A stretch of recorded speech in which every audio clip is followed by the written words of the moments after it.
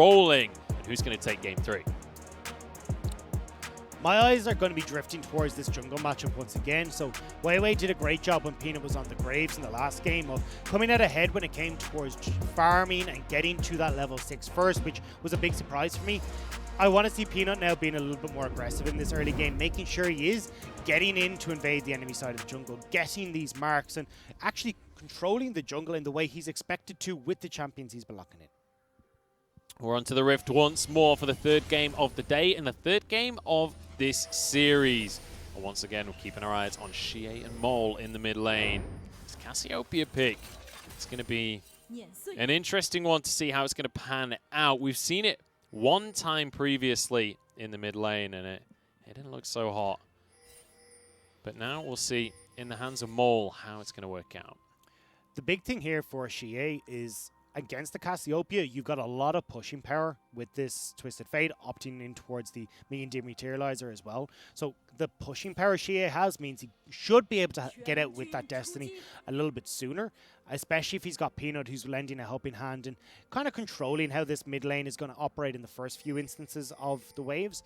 But we will have to see if he's able to do just that, because bottom lane would love to get some pressure where you can jump onto Sam D and use Mark and Xie to set up for these plays in the bottom side. Well, the Colonel loves 2 things, and that's fried chicken and late game compositions, apparently, because he's definitely favoring LGD in this one. As we start things off, I'm curious how active Xie is going to be on this Twisted Fate, because we've seen quite a few people playing Twisted Fate at this point, not just even in the LPL, we've seen it elsewhere in the world, but we've seen varying levels of aggression with it. I really like the Twisted Fates that as soon as they hit the level 6, they find a man advantage and force fights around the map.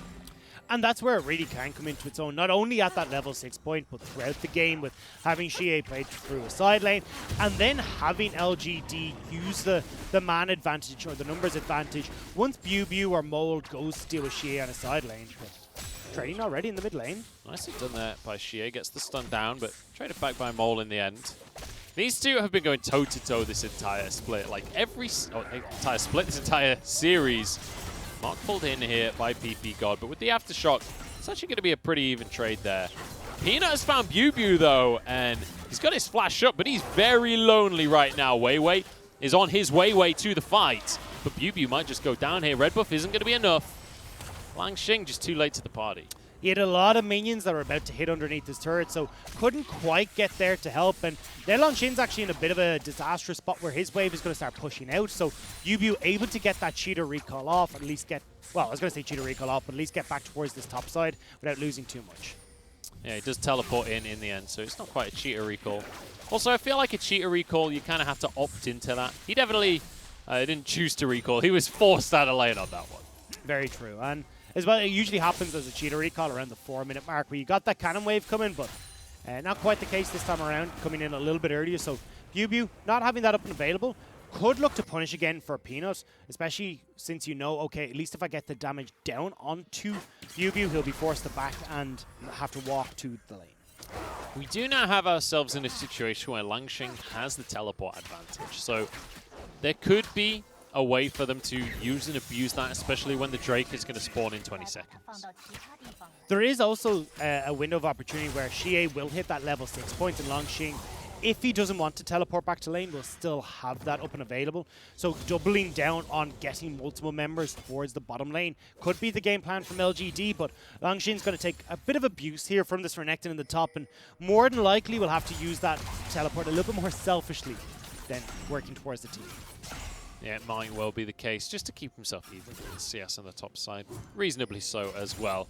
And don't forget, ladies and gentlemen at home, you've got to keep your eyes on Peanut in this game because he's on that Kindred. And where those marks fall, you'll see them on the minimap, are going to be very important as to how he plays around the map and where he wants to go. Damage coming out from the side of LGD as Sam D forced away. Gravitum onto both, though.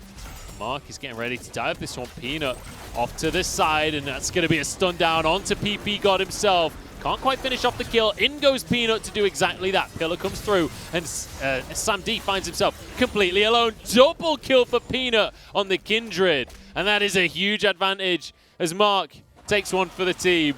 He is going to eventually go down to Weiwei. I mean, you're happy as that for LGD. You get the kills, you get the almost get the turret plate, but more importantly, that kill went across to Weiwei instead of towards Sam D. So already you're getting these advantages for the bottom lane. And as well, Xie's doing a good job of getting out of lane. This was the big criticism I saw from him. The last time that he played this Twisted Fate was not actually having an impact around the map, but pre-level 6, getting the shove in against Mold like we expected, and able to have that impact towards the bottom lane. Sam D has moved to the mid lane now alongside PP God. Interestingly, you can see Renekton still going towards the top side. Mole's just recalled from that bottom lane. And I think Mole is still going to go back towards this mid lane. They're not actually going fully for the AD carry swap just yet. Just trying to push in and at least make Xie lose a little bit of minions, but not going to be too much. They can put down a couple of wards as they walk towards the bottom side of the map here as well to try and keep vision in this river and spot if Peanut is going for this dragon. But realistically, Kramer has that pickaxe. He can now push in pretty effectively in the bottom wave, and Peanut can just hop, skip, and a jump over the back wall and start doing this dragon, although there is a ward in the pit right now from V5. Kramer's just going to be clearing things away. As you rightly mentioned, this pit could be the focus of both these teams now as Dragon has appeared on the map. Weiwei is on the top half of the map right now, though, so I don't think he'll be really moving in to contest as Peanut just clears away the scuttle. And maybe Peanut's actually not going to start this dragon off just yet. Instead, moving towards the mid lane. But obviously, there's a control ward there. We can all see it. He can't. There we go. Finally notice it as he pops his sweeper. I think Mole moving away in the mid lane gave up the ghost. So though LGD looking to make plays around this bottom side. Peanut has started up the dragon. Does not quite spot the ward. Okay, should be able to finish it off now. But you can see members from V5 are trying to collapse. They want to get in here, but they're a little bit late on the play, and this will go down the way of Peanut eventually.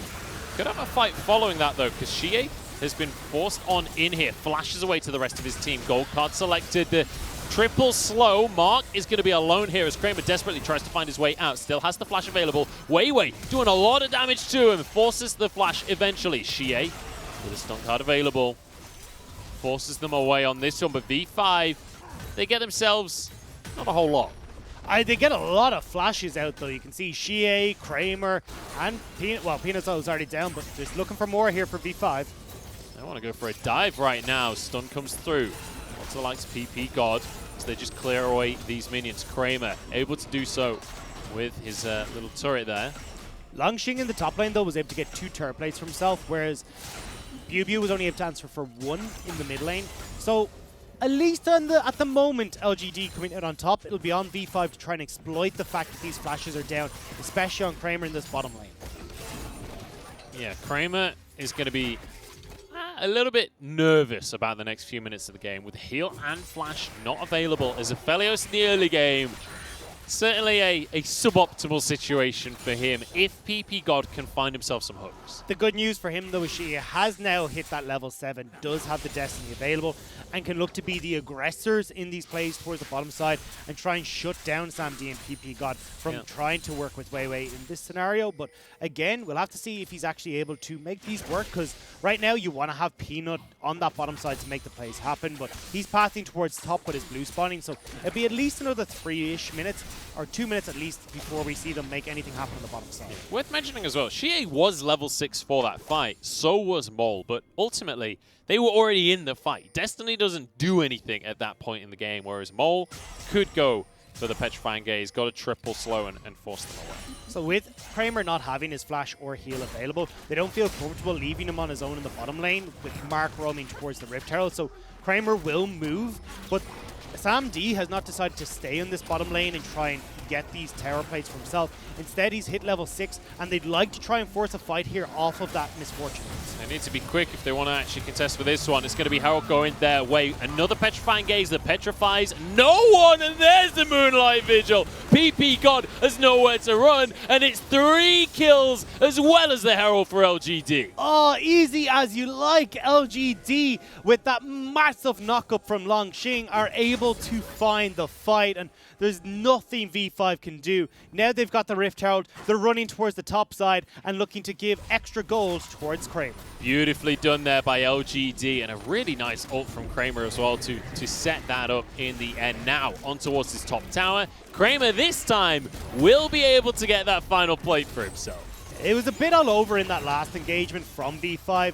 You BuBu trying to come down from the top lane, but lagging behind and caught out by the position of LGD. And then even though Sam D finally did join the fight, he was too late where they weren't actually able to get on towards any of the main carries of LGD, and V5 ended up falling behind. Fall behind they will. Let's take another look at exactly how this happened, because there was a big old group up. So look at where BuBu is right now. He's completely zoned away by the other 3 members of LGD at the top side of your screen. And it means that then the rest of LGD are able to collapse. It's a 4 versus 5, realistically, because there's no Renekton involved from V5. And Sam D doesn't even get a shot off in the entire engagement. Shie played that so beautifully. Steps on forward, throws the gold card, immediately turns around as Mole goes for the Petrifying Gaze. Had that stunned him, maybe that's a different fight entirely. Well, we are now sitting in the reality of LGD ahead 3,000 gold in this game so far. And although the scaling is at least answered by Mole on this Cassiopeia, it's going to take a lot more time before he's very relevant, especially sitting on 0-1 right now. Although he has a lot of CS in his name. But still, Kramer shooting on ahead. Peanut, as you can see on your screen as well, shooting on ahead. These are where LGD will just get to their items faster as long as they can keep this up and snowball out of control. Kramer is massive. He's 1,000 gold ahead of anyone on the side of V5. And let's bear in mind, look at the compositions right now. Kramer's on Aphelios. They have late game power. They've got the Ornn as well. This is exactly what V5 won with in the last game. V5 have mid-game power, aside from maybe the Cassiopeia, but when you look at the Misfortune, when you look at the Renekton, they should be winning these fights. And as well how difficult it is for the Renekton, for this Trundle to really have an impact in these fights, because as you try to go in aggressively as BuBu, if you're going front to back, well, you're running into this Leona, you're running into this Ornn, and there's not really an answer for you to get onto the back line. And even if you, by some miracle, manage to catch out Kramer or catch out Peanut, well, you've got the Lamb's Respite there to keep them safe. So this is a very difficult game for the V5 front line to have a big impact, especially with how much damage Peanut and Kramer can do in clearing out the front line of V5.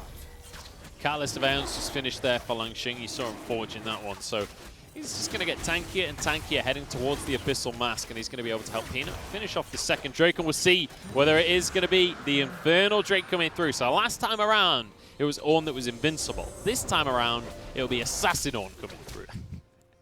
Yeah, whatever mode you want to have for Ornn, look, it's going to be enabled in some way. Assassin, CC, May, whatever the list is there. But he's going to be in really good shape in this game. Already the Sunfire Cape completed, and now working up towards that Abyssal Mask. He's going to be so difficult for anyone on V5 to deal with, and especially when you look at the way Cassiopeia's play pattern is, that Abyssal Mask just doubles down so much on the utility end of its collection. Yeah, reduces all the damage that's going to be coming on in. And with a 5-1 scoreline, with 2 Drakes in their favor, and with a lot of late game power, LGD right now can just kick back and chill. And in fact, they're going to do exactly that. They're even going to pause things so that they can take even longer to sit back and chill. But ultimately, their scaling is through the roof. And when you're ahead already, it just feels fantastic. It most certainly does. And Peanut is already off to a great start here, 2-0-2. And we talked about this in Champ Select, seeing a more proactive Peanut. And that's exactly what we see. Pushing in towards the top lane, trying to set things up, getting control of these objectives nice and early. And this is what I wanted to see from Peanut in the last game, but at least we get it in our game 3. Yeah, we're getting on the Kindred as well. Exciting pick to watch him pop off on. But now we'll see. I'm sure we'll be able to update you guys on what the tech issue is going on right now, but hopefully it should be just a relatively short pause for you. But across the game right now, it's feeling like LGD are poised for a victory here, and you can see it on the faces. Kramer having a little laugh to himself. He knows that they're in a great spot, and he's the one that's got all the gold right now. And why wouldn't you be happy about that? I mean, he's been looking absolutely fantastic so far, and just as long as he doesn't end up in these little wanderings that he does sometimes, this should be totally fine for LGD. But I still gotta say, I mean, either way, this is a much closer game than if you looked at Spring you would have expected. V5 definitely coming in looking absolutely amazing. They've come into their own with BuBu going from someone, when I look towards the top lane players, is losing out in fights he really shouldn't have, going over aggressive, and not being able to dominate the top lane in matchups that you expect as well. And now actually playing pretty damn well so far. LangSheng hadn't even ironed his shirt. Creased on shirt there. I will say, I mean, you said you wouldn't expect him to be going this way in spring. In spring, I wouldn't have had a clue who was going to win, because neither of these teams was really that predictable back then. I guess LGD is certainly a stronger team than V5. I mean, in case you didn't know, V5 didn't win any games in spring. Take a sip there. But LGD, they were inconsistent at best, right? We had a lot of issues where Peanut would start a fight off and nobody would follow up. So definitely, even against V5, I wouldn't have been putting any money down on LGD. There's the man himself on your screen, PP God. Look, I was expecting big things from him in this game, but it definitely has been a struggle, at least for the bottom lane, to have as big an impact as we saw. To be fair, though, they were against DMO, where we really started to hype up SamD and PP God.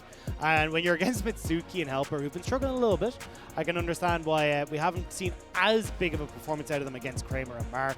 But still, looking at this, I kind of want to see more from V5 in how proactive they are in the early game, because it felt like in the last one, yes, they were able to do a lot more, they were able to make some plays really work, but they're struggling at the moment to keep Xie in check and try and keep this Twisted Fate in the lane by himself.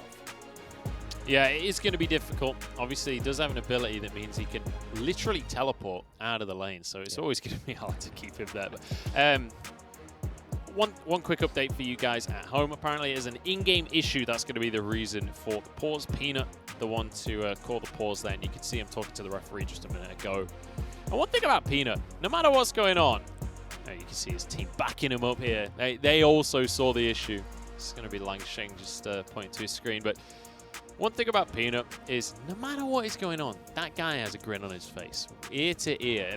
Like no matter, I feel like even when he was losing in World Finals, I feel like he was probably giggling away to himself. I don't know if you're giggling at that stage, but definitely he does seem like a happy-go-lucky kind of guy. Most people wouldn't, but Peanut, I don't know, man. And I think that's why I'm kind of on the Peanut hype train. I'm rooting so heavily for this guy. He came off of Rocks Tigers. Everyone has praised him as one of the best junglers in the world. And then it started to slowly fall apart. He went over to SKT, wasn't quite able to get into the position that he would have liked there. Then to Kingzone and Gen G. And it was kind of this slow decline of Peanut for so many splits. But now coming over to LGD, like, it was still Peanut trying to get back to the it was a rocky start, right? Yeah, exactly. And now he's really started to, at least on this roster, have the opportunity to get back to what we expected from Peanut back in that 2017 era. Well, we'll see, I guess, because let's bear in mind we're right at the start of summer still. There's a long time that they have to be consistent for. But Peanut has been relatively consistent for most of this time. It feels like he's had a hard time finding a roster he can work with. Here we go, Solar Flare in the mid lane, and that is way just removed from the situation. And a turret plate to boot. Mole is on this top side, though, with nobody to really answer. Potential for the Destiny there. There we go, from Xie to get up there to answer. But still, pick another turret plate goes over in favor of LGD. And it's just this slow accumulation of gold. They're now up to a 4,000 gold lead and 2 dragons as well. So when this third dragon starts to spawn... Oh, hang on. Mole wants a 1v1 right here. He's going to be spotted on the ward. Xie can move away from this one. In comes PP God from the side. He's going to be a little bit late, and it means nothing too much happens here. So either way, I just want to come back to, it's going to be more difficult for V5 to fight at this dragon. Now, we are getting to the point where their items are going to play a big factor in this, because as you can see, S3 were completed for SamD. You are looking at Renekton as well, who should have the Black Cleaver completed by the time we get there, but it's still not ideal that you're a Zeal item ahead as Kramer. Pew does nothing to LangSheng at this point in the game. He's already got his Sunfire Cape. Pew doesn't have that Black Cleaver, so he can't actually really do too much just yet. LangSheng happy to walk away from the situation. Did finish that tower off, which means now it's 2 towers to 0 in favor of LGD. It's just going to be that pesky mid lane tier 1 remaining.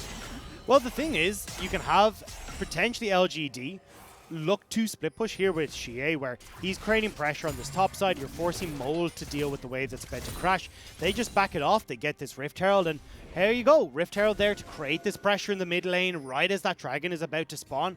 LGD are in a really good spot right now, and looks like they're reading just that, although they want to kill on top of that. It's a whole heap of turret gold going their way, and now they want to advance that even further. Mole has been caught, has flash, but there is no chance to use it. That is the third ult from Mole that stuns nobody. And the choreograph from LGD is on point. Everyone look back, don't get caught in the petrifying gaze. But V5 are answering really well in this mid lane, getting a turret for themselves. But at the end of the day, it doesn't matter a huge amount for LGD to keep that turret for themselves. It's more about progressing as LGD on these turret situations. Really nicely done there from Langsheng. Just clears the minion wave, making it much more difficult for them to dive him. He is real tanky, and in the meantime, all he has to do is buy time. Xie going to be split pushing on the top side. Peanut going to be able to grab himself the Rift Herald as well.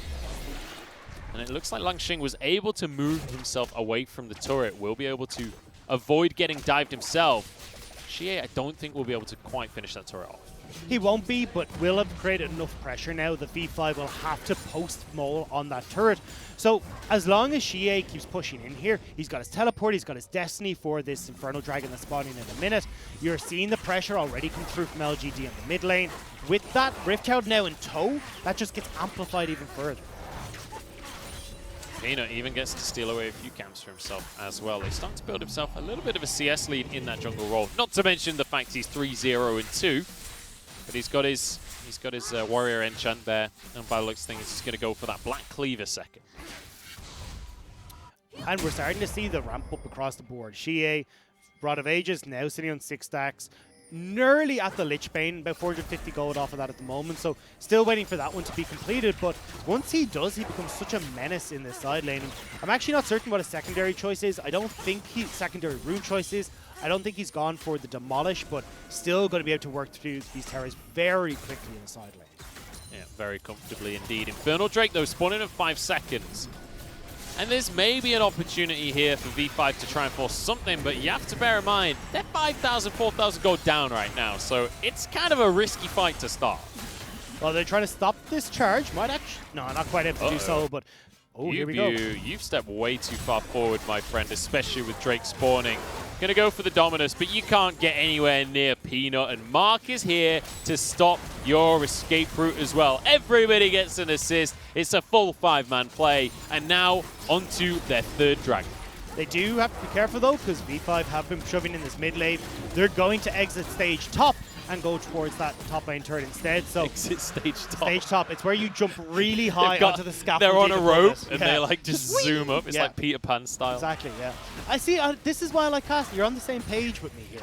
But either way, LGD, they've managed to push in as well. So they're answering again on this bottom side. The tier 2 looking to be the one that they want to answer for themselves alongside the mid lane. So overall, this is massive for LGD. Xie is loving this split push role so far this game. This is the 2nd tower that he's going to be able to get down to.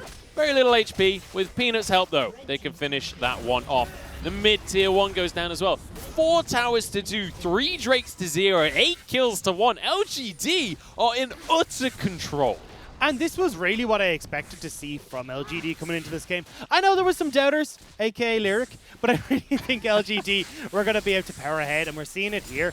When LGD are able to get themselves on the right page and have a composition where they can act across the map, they look really strong. And again, they're trading some of these towers, yes, but it's always trading up. So, you know the rules of the hydration game where if Lyric says he knew it all along, you have to do 4 sips. What happens if Dagda says he knew it all along about LGD? Is there some kind of rules there? That sounded like that was what you were saying. That's down the bottle at this stage. 'Cause I think I'm the only one who actually believes in LGD. I even ran in... So PYL cast on the Chinese side over here, and I ended up catching him one of the days as we were getting makeup and ready and all done for the cast.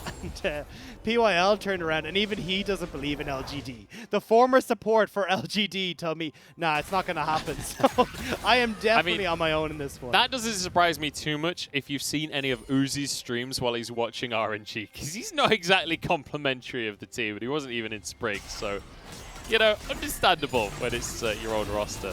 I can kind of understand, though, like, if you've just left the squad, you don't really want them to succeed. You kind of want it to be you with the X Factor, right?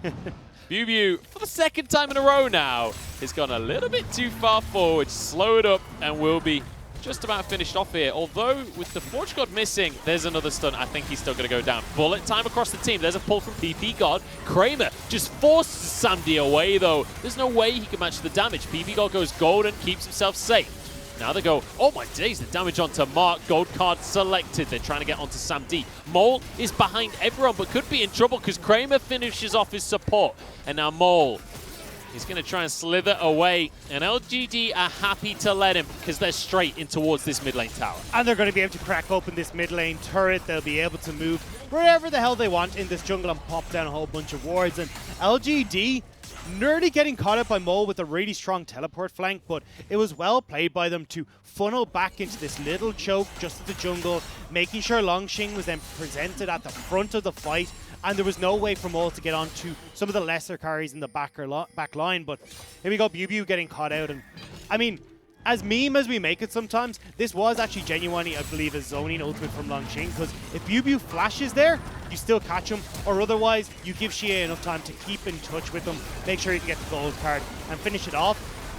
But watch here again, LGD, as we said, look, get the pick on PP God, the teleport from Mole into the backline, but kiting back into this little choke means that then Mole again is forced to deal with Longxing. He can't get onto Kramer and Xie, and it's incredibly difficult for Mole then to have as much of an impact in the fight as V5 really needed there.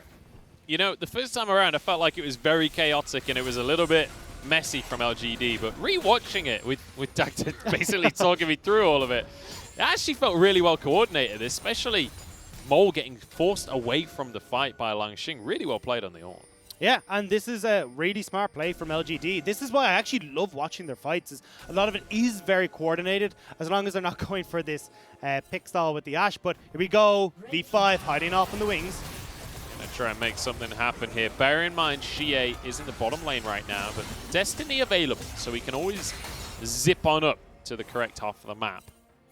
And Peanut is going to be waiting just in this brush to try and find the fight. Here comes the Destiny. PP got knocked up. Stoneplate isn't going to save him now. And Xie comes in straight on Sam D, forced to flash away. The rest of LGD has to close this gap. Xie, gold card once again. If that hits Sam D, he's going to be a goner. BuBu stopped, and Xie plays this beautifully. Sam D exhausted and finished off as well. LGD with a masterclass, and Xie playing on a knife's edge as Weiwei's finished off. It is a beauty to watch in these fights, how LGD are able to position, the calling, the coordination, and this is why LGD are really going to be a team that you've got to keep your eyes on, because if you try to fight them straight up, it'll be LGD who are going to take you down. That was so beautifully done by LGD. Straight onto the Nexus. There's 10 seconds on the respawns, and they got minions for days. This is going to be the game going their way. This is going to be the series